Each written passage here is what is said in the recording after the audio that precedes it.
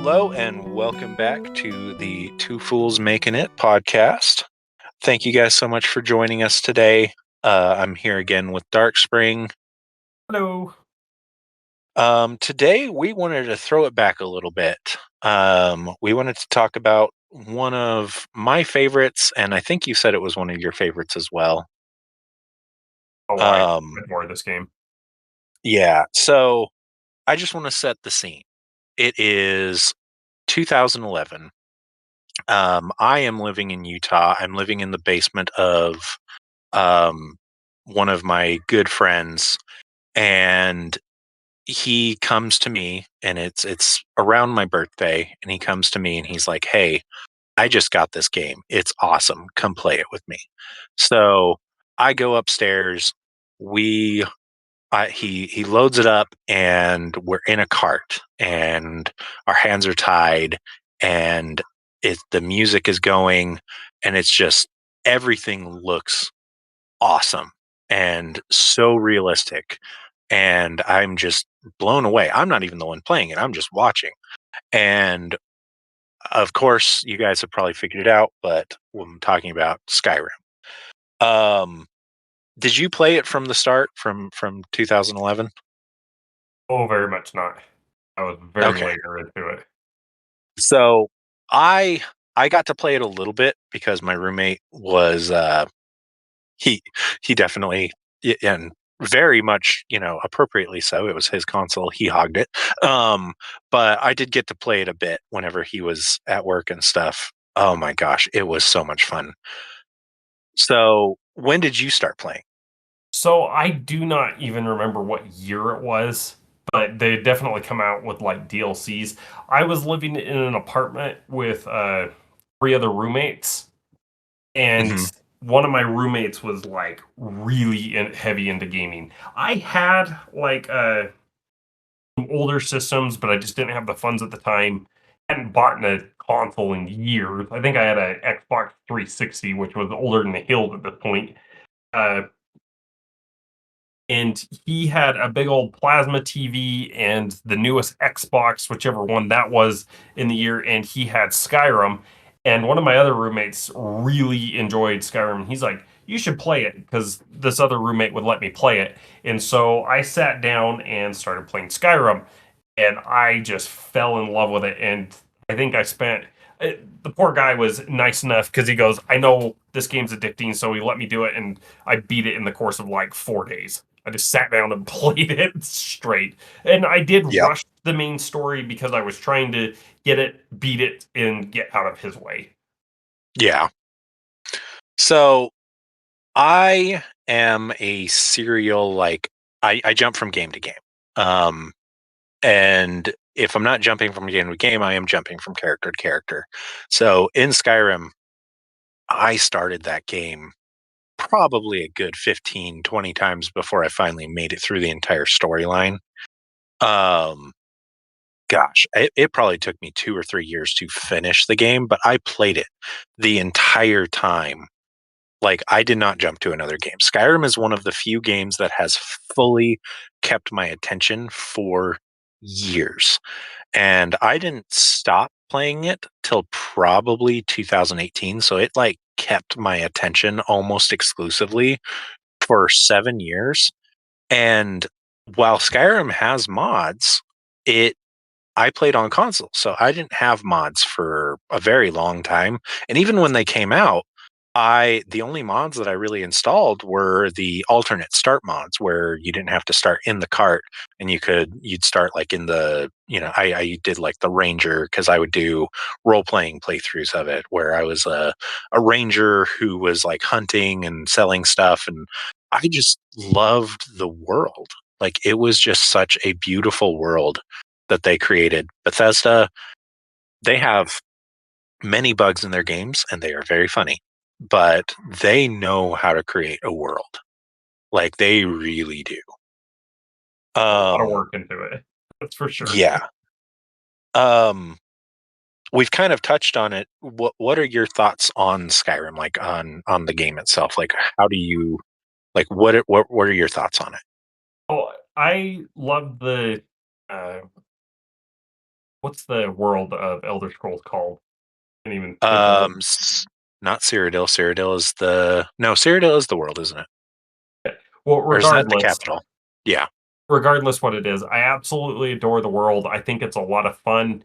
I love the customization that you can do in the game. I do wish the choices seem to have a little bit bigger of an impact on it versus, oh, I want Imperium or I want Dark Cloaks as the guards that are walking around. Hmm. Just a few characters. So I wish that was a little bit more in depth, but I understand why they couldn't do that. It's just it makes it too complex. But I really enjoy the overall story of how it goes, and being the Dragonborn was just so much fun. Yeah. That was a lot of fun to me. Yeah. I 100% agree on that. I loved being the Khajiit because I loved getting like um the extra unarmed damage and stuff because I loved all sorts of different types of play styles in that. But I my first playthrough that I beat the game on, I was a stealth archer, which is a very, very popular way to play that game because it's very OP. But I did a pugilist, just catfolk guy who just walked around beating the crap out of everyone. I rushed to Riften to get the gloves of the pugilist and just punched everyone to death. I was able to punch a dragon to death. That was one of the coolest things I think I've ever done on Skyrim. My gosh, that was just so much fun. So one of But the first nights that I was actually playing Skyrim, my mhm, roommate, one of them was a very social butterfly, and he was over there playing card games with everybody. Well, I was doing the quest where you first become the Dragonborn, where you leave what was that River Run, White Run, whatever the Whiterun, yeah, yeah White yeah. Run, where you go out of there, and I got in a fight with the dragon. And he had surround sound for it, so it was really doing the build up with the music, and I'm in this epic fight with this dragon. All the people, there was probably 12 people sitting at the table, and they all just stopped and watched me. And I'm sitting here like jumping up and down, like with this controller, trying to beat this dragon, and I beat it. Right when it stops, I turn around and they're like standing, giving me a clapping ovation. I'm like bowing to them. I'm like, okay, this game's like the greatest thing ever. So Oh my gosh, it really was. It was such a cool fight. Oh, that opening cinematic scene and then the beginning scene where Alduin shows up and like wrecks Helgen. That is one of the most memorable starts to a game I have ever seen. I will agree Like, with that. oh, it was so cool. Um, so we touched on it in our first episode, but Skyrim is by far the game that I've played probably the most. The only one that I maybe beat it out with is Ark, but I have an unknowable amount of hours, and I have bought this game because I always believed physical copies were the best because I did not like the idea of a digital game for a long time. I have definitely come around to it now due to Skyrim is the reason that I have, because I have purchased that game probably 15 times, because I didn't buy it digitally. But gosh, that I always want to go back, and like recently I got it digitally, and I did, and I opened it up, and while yeah, the graphics are a little bit dated. Like this game is now it's it's 16 years old or 15 years old now. And so obviously the graphics are going to be a little bit dated, but that game still looks dang nice. Like it looks so good. And it blows my mind what they were able to do. Like Bethesda, yeah, it's a big company. So I would hope their stuff is good. But like Oblivion, I started my Elder Scrolls gaming in Oblivion, and I never beat that one. To this day, I haven't. I always get to the Dark Brotherhood, play through that quest line.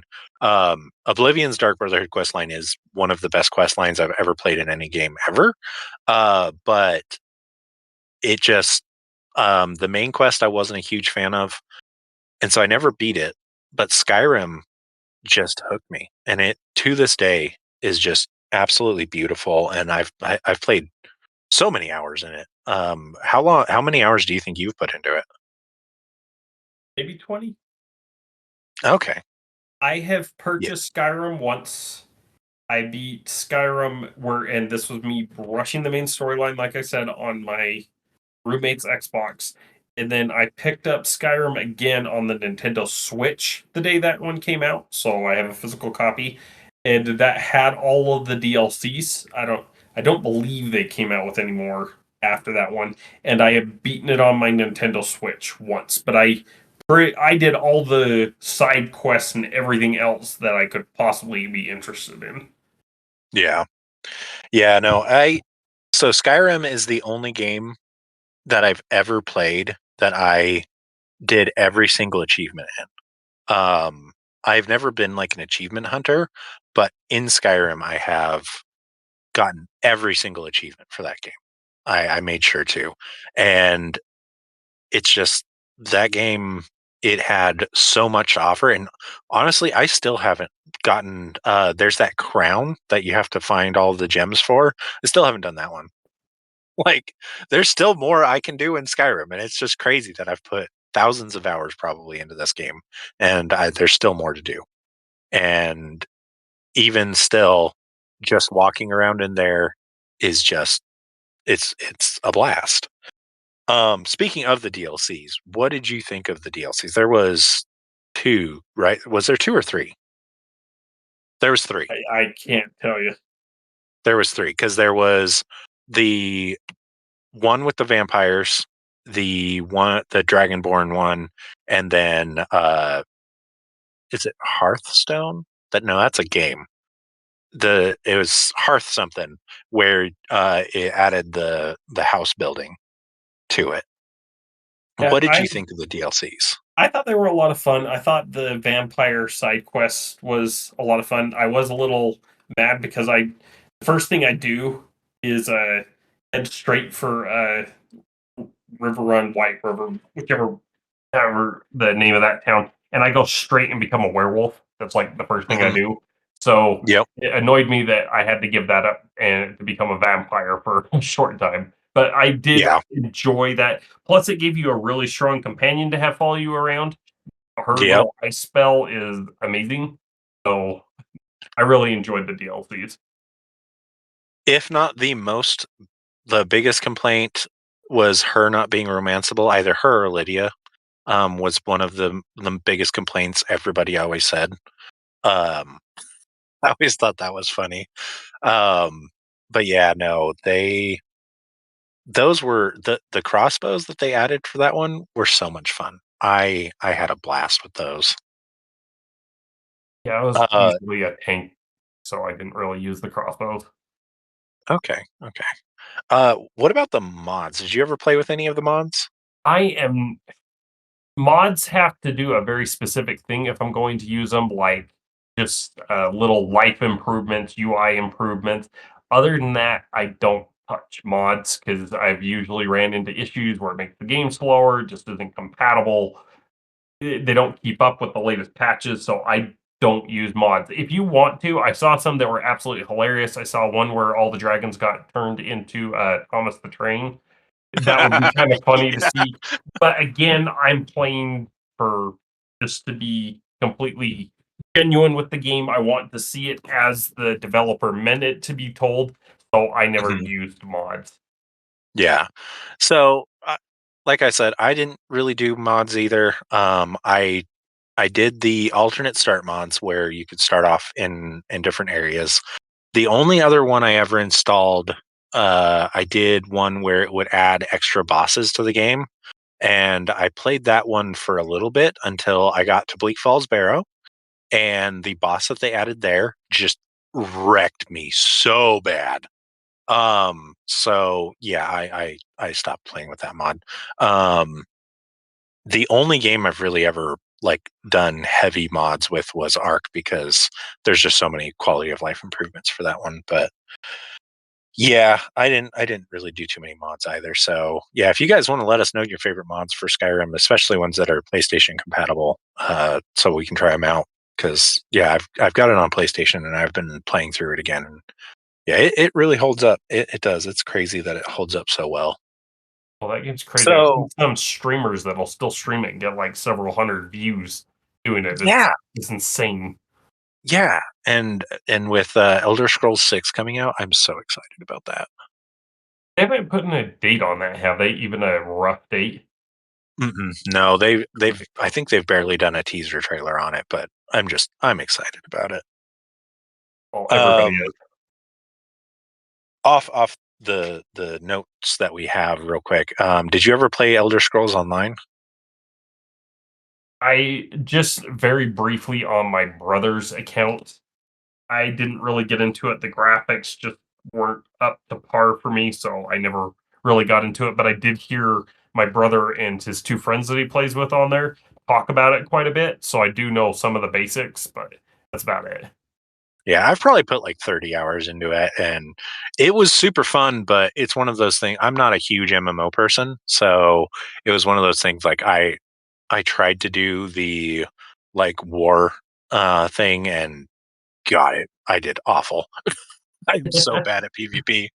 All right, so let's transition to the other side of this. So I want to talk about our early working. Uh, first off, is just like, especially like when you started working. Why did you start working? Funny. I can Money? tell you that. I didn't get an Yeah. allowance, so you'd only get stuff on birthdays and Christmas. So I wanted to be able to get more video games, so I worked. Yep. That's basically the exact same for me. Um, I started working when I was 16. Well, okay, technically I started working for my dad because he was an electrician and I started working for him like at 10 and until I was 16, but I only did summers with him. And then I got my first job at McDonald's at 16 and then didn't do super well in that.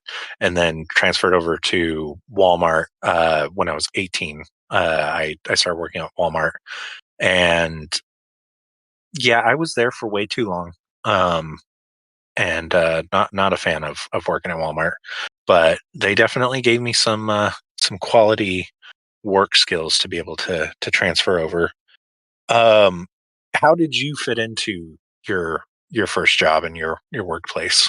So I was kind of like you. My dad and grandpa kind of had kind of a construction company handyman thing. So I started working when I was, how old was I? Probably somewhere around 10 to 12, making $2 an hour for him for, and then I got like a 10-cent raise every year up until I was 16 when I stopped doing that for him. And I went to Arby's and I worked at Arby's for pretty much the rest of my high school time, besides some little janitor jobs. Um, I guess I fit in fine. I was one of the few employees that made it past 2 months, and so I thought I was pretty hot stuff. I got up to, like, 6.50 an hour learning all their stuff, and since I was consistent, they just stuck me on maintenance, and I did a lot of the early morning stuff and then also closed. My parents were pretty strict that I needed to not be working too much because I needed to be focusing on school because they know I'd just be like, "Oh, I'm making lots of money. We'll just do this." So I only could really work on the weekends. And I Okay. use that as an excuse when everybody's like, "Are you going to the dance?" I'm like, "Gotta work. Darn it." So Yeah. So for me, um, so I started as a cart pusher at Walmart, and um, it definitely made me feel a little awkward because all of the other people had that were pushing carts had some form of disability, and so I was like, "Oh, did I give that vibe when I was in my interview?" Like, huh? Because I applied to be a cashier, but I was able to kind of show them that I was, reliable, and I got promoted, and I was working in the meat department, and I went over to maintenance when I was working at Sam's Club. Over there, they promoted me over to the gas station. Yeah, that's where I worked. Gosh, that was so long ago. Um, and yeah, I mean, I fit in well. It was kind of like in high school where I'd stick up for people. If anybody was, we had a couple managers at Sam's Club that were not the nicest. And so I would stick up for the other workers, and they kind of made me their unofficial manager because we were technically under the, uh, what is it called? The automotive department. So the automotive lead was our lead, but they basically just ignored us. And so I like wrote the schedule for everybody and all that stuff. And I kind of became their unofficial manager, which is like a lot of where my leadership skills ended up coming from. So I appreciate that, but I don't. I did definitely not love working there. When it comes to like how you are now, um, are you any different than when you first started, or like what is your kind of approach to work now? Well, I'm definitely a lot different. I definitely had zero bone at that point in time. Like I would have let everybody walk completely over me. Now I definitely don't, but I probably Yeah. hold back a little too much now with that. But I definitely, I'd say, keep the same work that I did. Definitely when I worked at Arby's, I showed up 15 minutes before my shift, and I think I was the only one in the store that did that. I've just always been taught to be very punctual. And then if you say you're going to be there to work, you definitely do. Uh, and I still do that today. I try to be 5, 10 minutes early for my shift and treat it the same. I'm there to do a job and try to make the company money, so they keep paying me. Yep.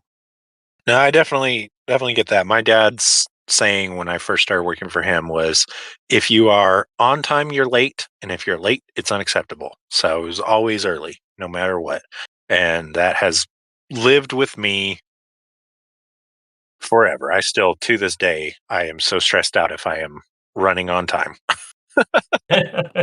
Um, but I agree with you where I had no backbone when I first started working. I just did whatever, and I did get walked over a lot. And finally, when I was working at Sam's Club, actually, when I was in the maintenance department, the store manager, they had a specific way they wanted us to um, like do the floors in the store where they wanted certain areas done first, and it was to me ludicrous. Like it was really dumb. So I did it my way, and I got called by the store manager, not even my manager, the store manager, and he was furious that this one area wasn't done yet because it was supposed to be like the second area done, but it made no sense because I would have to go out of my way to get up there and then come back and do the different area. So I told him, I was like, "Hey, let me do it my way. I will do it your way tomorrow. Let's see like which one gets the store done quicker, and like we'll go from there." And he's like, "You know what? Fine." And he was very upset at me, but he let me do it, and the store got done 2 hours sooner doing it my way, and so it was unintentional, but the entire store shifted to doing it my way. I like it when people can do things their own way. Like if you can find a way to do it yourself, that you should do it, and that's what taught me that, and to stand up for yourself when you do that. And that's kind of a piece of advice I would give my very young working self is find a way that works for you, because the official way is not always the best. Um, and if you find a way that does it better and it doesn't break rules, or not extreme rules, like, doing certain areas first, obviously I was breaking the rules, but like, I wasn't breaking safety regulations, anything like that. I wasn't putting anyone in danger. Um, but if you can find a way to do it, then do it and stand up for yourself. And that honestly is the biggest piece of advice that I would say to give to somebody starting out working. What about you? What advice would you give someone starting out? I don't give advice, I just give my opinion. So I want to make That's that fair. clear. I definitely try to learn from others. That's a big one that I try to do. I talk to people, especially some of the older people that actually Mhm. seem like they have some common sense to things. And try to avoid the mistakes. Get very good with social interactions, conflict resolution, stuff like that. I think fast food taught me a lot of that because there's a lot of hotheads that worked at Arby's when I was there, and you had to learn to have conflict resolution with people, and just the amount of people that went through there, you learned it, and then just try to do your best at what you do. Sometimes you're still going Yeah. to get in trouble for stuff that they still throw at you, but your best as you Yeah. can and stay in policy and go from there. Yeah. Now, again, going off script a little bit here because I just thought of something. So, one of my personal policies I'd had for years was keep my work life completely separate from my non-work life. So what that meant to me was like I could have work friends, but I did not hang out with them outside of work. And I could have outside of work friends, but I did not acknowledge them when I was at work. And just a funny story about that is I was working at Sam's Club and one day you showed up and I was working and I was like, what are you doing here? This is my job. You're not supposed to be here. You can't see me right now. We can't be friends right now. I'm working. And then, like, another one was I was going to like the some people from, cafeteria, by the way. I know you were like, obviously, I can't control what you do with your life, but like you came and said hi to me and I was like, what are you doing? But like one of my coworkers, because like I had again never been like invited to parties or anything by any of my coworkers before, but I had made pretty good friends with a couple of my coworkers there. And one of them invited me to a party at their house. And I was like, I can't do that. That's outside work interaction with you. I did end up going, and that is another piece of advice: is if people from your work, and as long as you don't dislike them, but if people from your work that you enjoy hanging out with want to hang out with you, do it. Because honestly, I found out that that policy that I had for myself was really stupid. Because those were friends that I could have had outside of work, and we were in the trenches together. So yeah, and again, it's not the end of the world if your friends show up to your job and are like, "Hey, how's it going?" You don't have to freak out. If they showed up But at yeah, my work, it was wrong. yeah, Public's yeah. not. You do a little bit. You do a closed doors work. Yeah. So for our news today, I wanted to talk a little because obviously we've only talked about video games so far.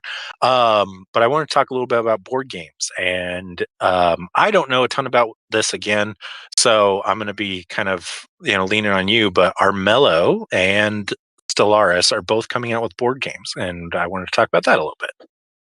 So these are both Kickstarters that I've kept my eye on for years. I did physically back Armello.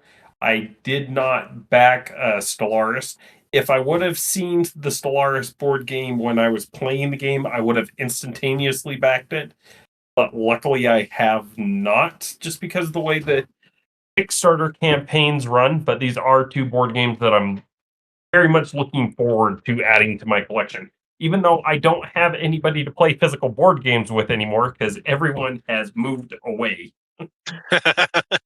Oh, I'll come visit eventually.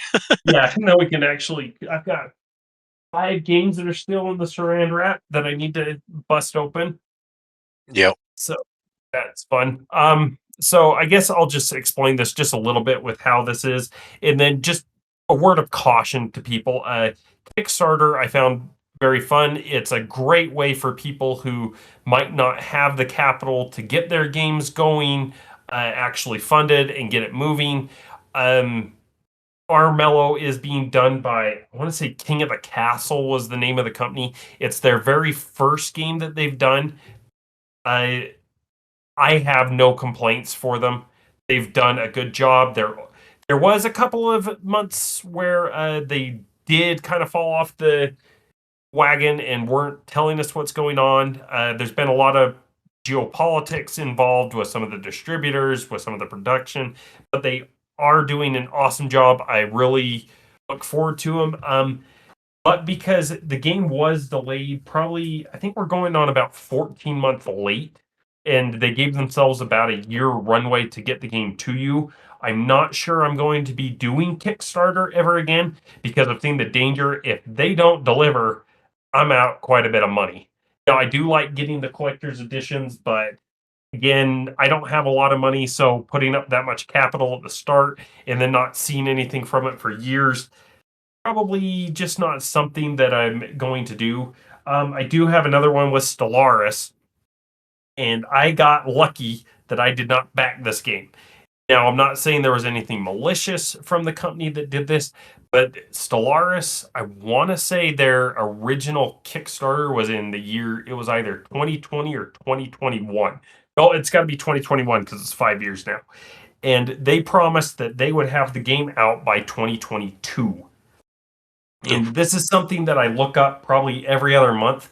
They don't update the game. And this is a fairly big game company.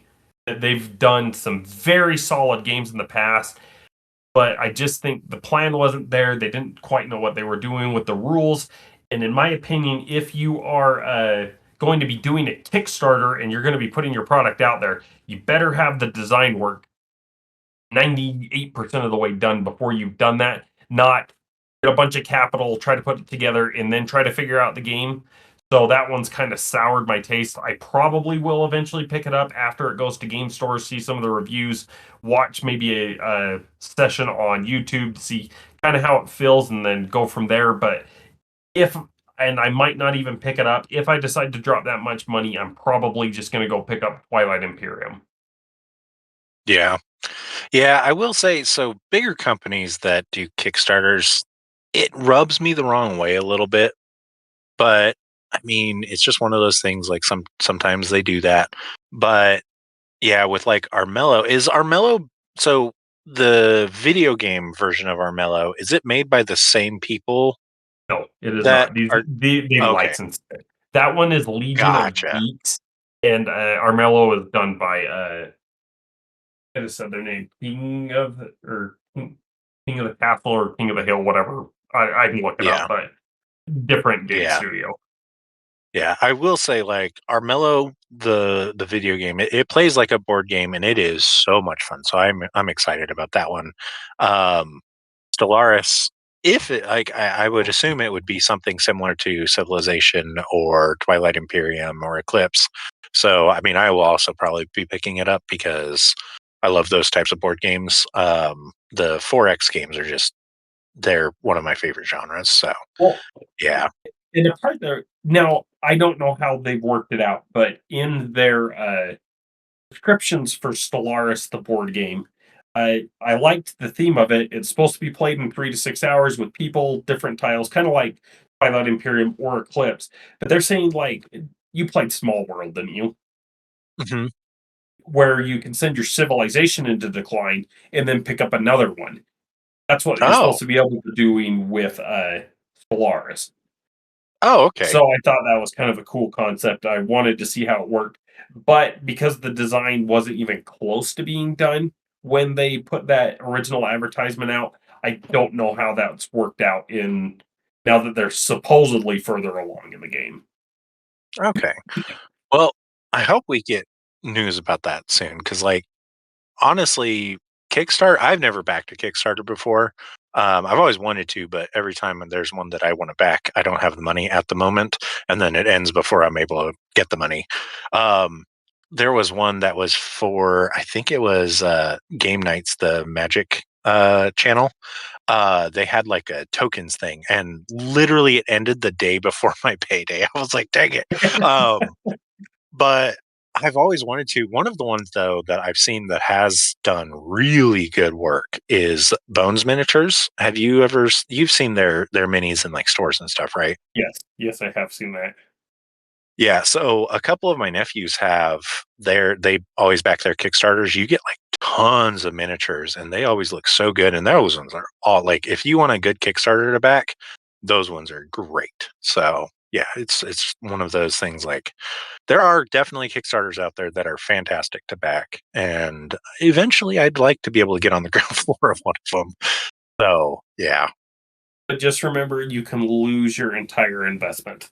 You've Yeah, that got to be ready to lose the money, and Kickstarters are getting a little expensive. yeah. So yeah, it's definitely one of those things that you want to be very cautious on. But yeah, I'm very hopeful for these two because both of those games are games that I very much enjoy the video game version of it. So Yeah, check out Darius's channel. You'll see me clobbering him at Armello. Don't know if I've ever that's lost to him. you definitely have. We're at like a 50-50. I will say, whenever you're that badger though, oh my gosh, it's so frustrating. I'm a lot better with the wolf than I am the badger. But the badger, just there's certain moments you can get in, do Yeah, some I don't funny think I've stuff. ever beaten you when you've been the badger though. I've beaten you when you've been the wolf. But yeah, I remember You and a badger. there was one time when you were that badger and I was Fang, the like berserker wolf, and I had like so many dice and you somehow beat me. I was like, what the heck? I rolled so badly. Badger though is his special is getting around the city guards. I don't know. Not really heavy Yeah, but combat. you're always very defensive with him. Like you somehow Oh, always get oh yeah. very, very defensive. So yeah. All right. Well, thank you guys so much for joining us for this episode. If you have any Kickstarters that you're wanting to back or anything like that, leave those in the comments so that we can check them out. If you have any, stories about Skyrim that you want to share, leave those. Otherwise, drop us a subscribe so that you can check out the rest of our episodes and see us in the future. But as always, until next time, thank you guys so much for joining us and have a great night. Thank you, everybody.